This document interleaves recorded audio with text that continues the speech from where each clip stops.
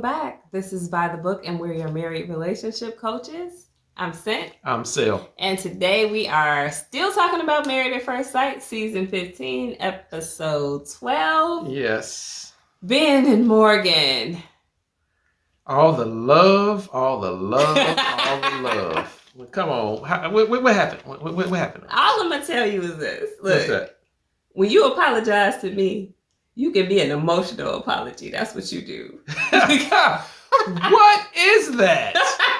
Does any man in the world know what that is? I tell you what, hell have no fury like a Morgan scorn. Yes. Yeah, Morgan is making some more demands for Bihn. Mm-hmm. I do understand what she's saying though. You do. And I think I understand why she said it. Do I think that if she gets it, it'll be enough? No, I don't. So Morgan and Bihn sit down with Dr. Pia. Morgan could not look more displeased, honestly, if she tried. When has she looked pleased?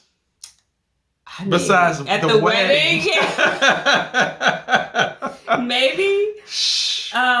Dr. Pia asks how things are going. Of course, Morgan chimes in quickly and says she's been disappointed. She thought she was going to have, a different experience. She wanted marriage to be happy for her. She wanted a partner. She wanted a best friend. She thought that Bihn would have her back, and he didn't. So she's really reiterating the same points that we've all heard over and over and over again for her. Because, they've only had a couple of interactions that have all been bad, and she's formulated her whole experience and opinion based upon those. Yeah. So all she can say is the same thing over and over again. Yeah, but it's getting old. It's gotten old. And for someone to continue, is he going to get what you're saying the 150th time that you said it? Probably not. So eventually you just got to kind of cut it and move on with it. I'm sorry. I don't want to, week after week, yeah, it's the same second verse, same as the first. She just continues to say the same thing over and over again. So Dr. Pia asks Bihn, I guess first she said, based upon everything that Morgan said, that it seems like Bihn's behavior was vindictive. Right? Yes. Yeah. Did. So I was kind of surprised to hear that, but I think that she's voicing that on Morgan's behalf, not as much from what we read, because I don't feel like Bihn was vindictive in anything. Yeah.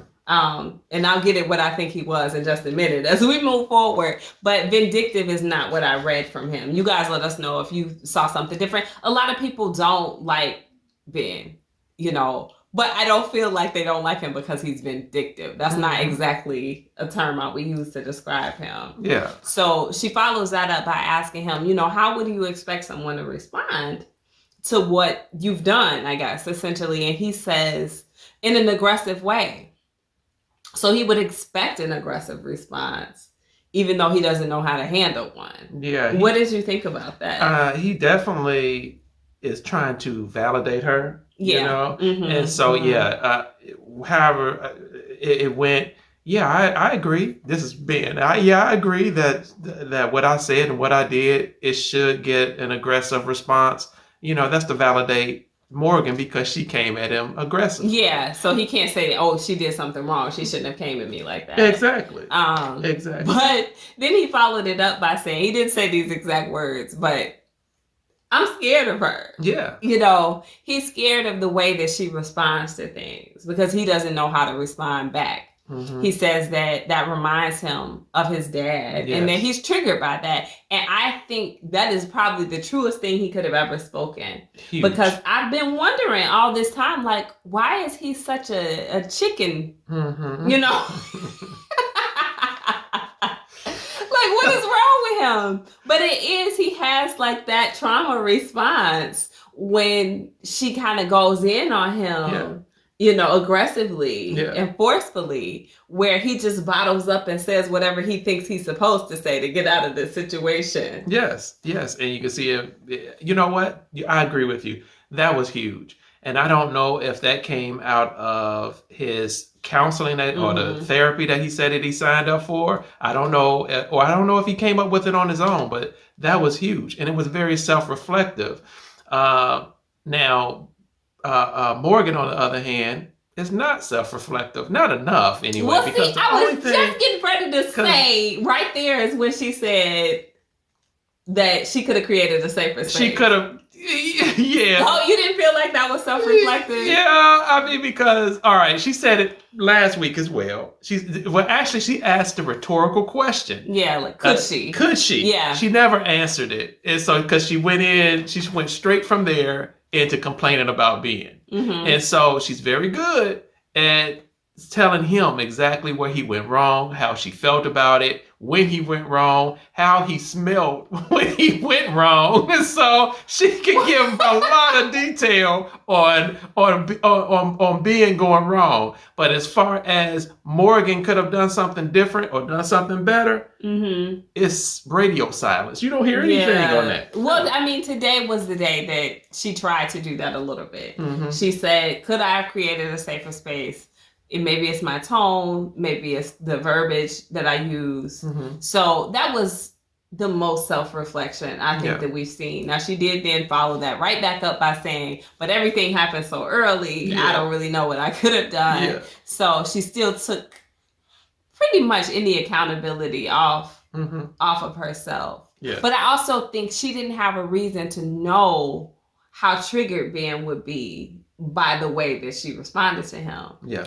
But likewise, he didn't have a reason to know how triggered she would be by the amount of rejection that he presented her with at the beginning. Very true. And the betrayal. So, I mean, they don't know each other. So, of course, there's going to be things. There's a steep learning curve here. And without offering any grace, it's hard to get beyond this point. You know?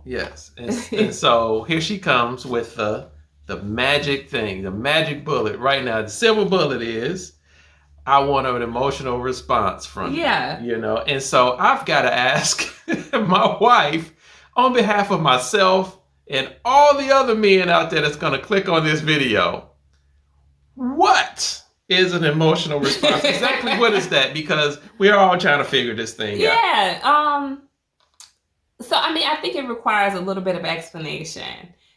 And it requires explanation about how Bihn has been over the course of this whole thing, right? When Morgan was first addressing the issue that happened, of course, we know she was very forceful and strong in her opinion about what she felt and the way he behaved. And she demanded right off the bat, you're going to own up to this or I'm leaving. You're going to tell the truth. I'm giving you an opportunity to tell the truth. You're going to admit, basically, that you lied to my face. You were talking about me behind my back. You did all of these things, and you need to say it and own it right now. So what did he do?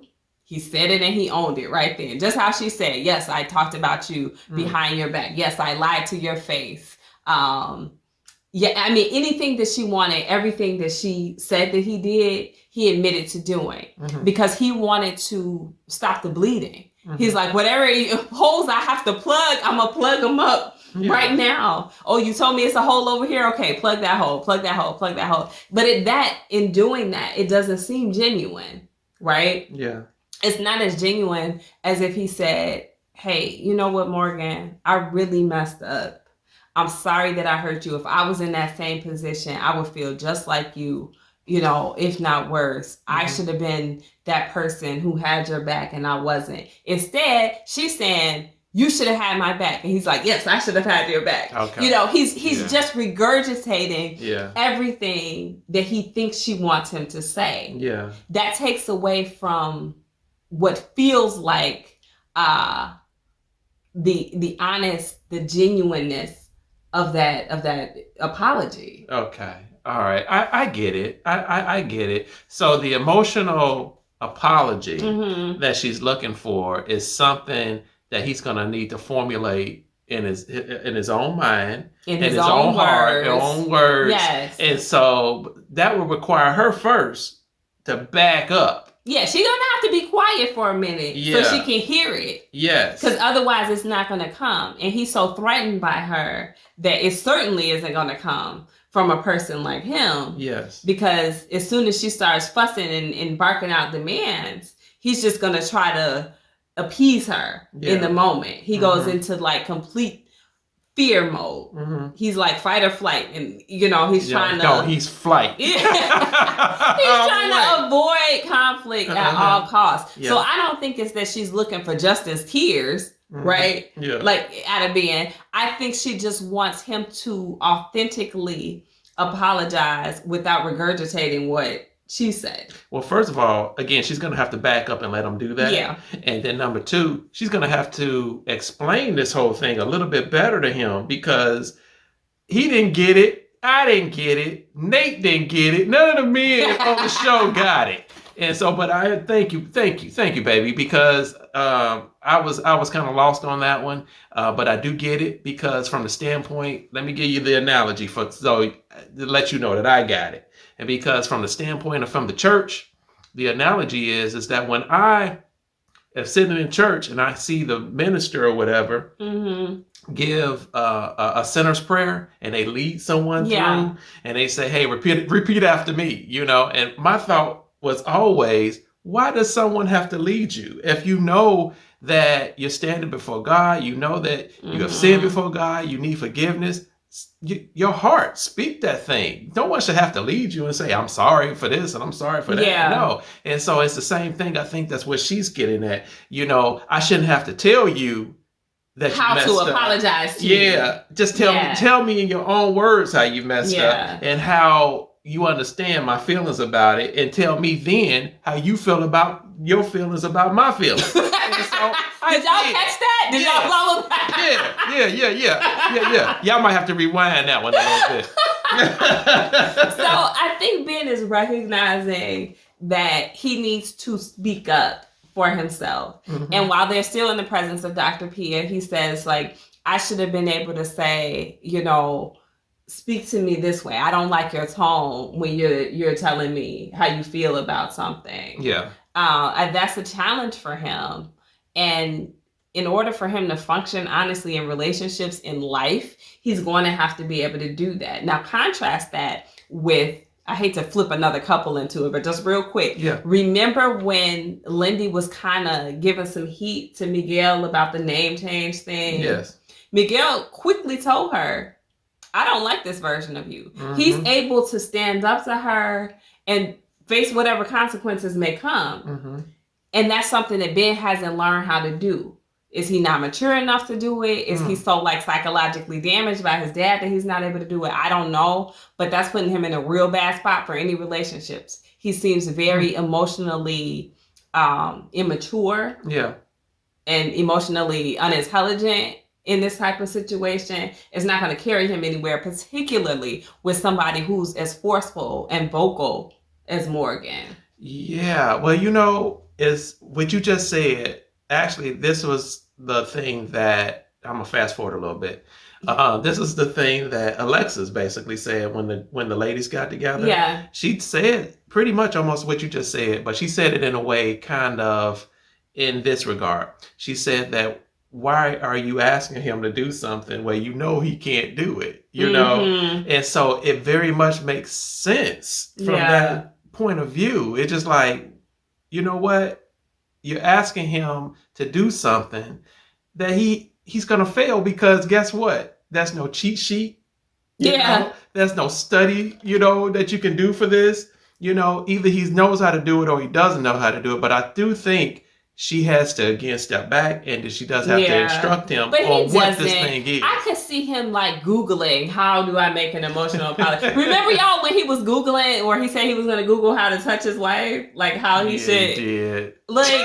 That's bad social skills. I don't know how else to explain that. He's got to work toward being a whole person, that doesn't rely upon the internet to tell him how to do things that require your emotion. Yeah. Yeah, well, for most guys, for a lot of guys, emotions are a hard concept. And he's still kind of young, so he's still trying to figure this thing out. And not to mention the daddy issues on top of that. Yeah. it's a huge hurdle, for him to get over. I think he can.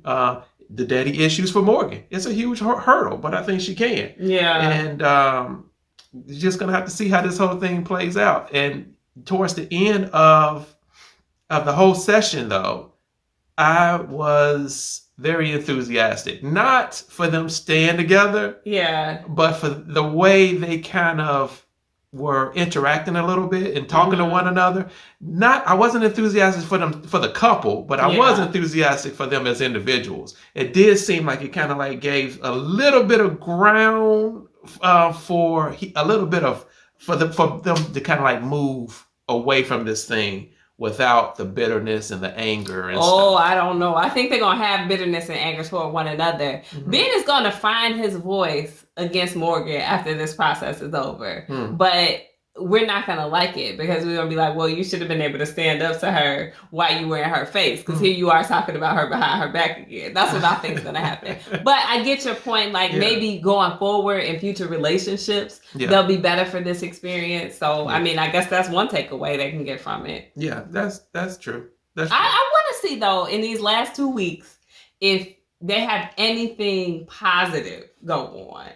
Because, I mean, like you said earlier, it's tired. I'm tired of seeing Morgan angry. Yeah. Like, at least have some fun. Can y'all go swimming or something? It's been rough. Crazy. It's been rough. I want to sing Frozen to it. Let it go.